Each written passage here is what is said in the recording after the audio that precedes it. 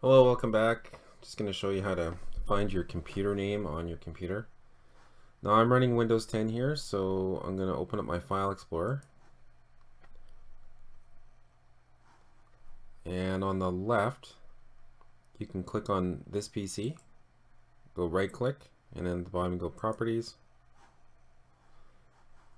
And you'll see some information for your computer. I'm running Windows 10 Home. I got an Asus computer, how much memory I have, how many bits I have in my operating system. Now my computer name is Neo, full computer name Neo. So my work group is the Matrix. So these settings can be changed to whatever you want. You just got to click on change settings. Put in your password.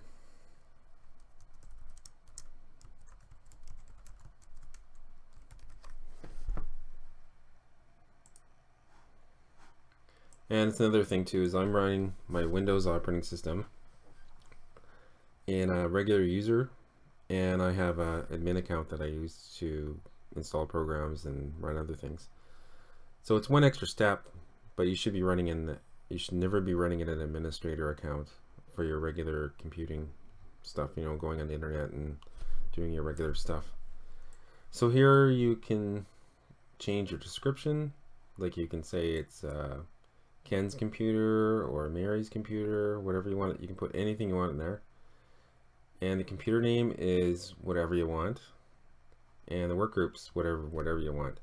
Now the only time this makes a difference is when another computer's got the same name on the same network. But if you're in a home office or home network, it's usually not a problem because you might be the only person using the computer. So to rename the computer, you just go change, and you type whatever you want in here. Like so, blah blah blah. I'm gonna put mine back. I'm not gonna change mine right now. And then the work group, you can change that too. And then once you're done,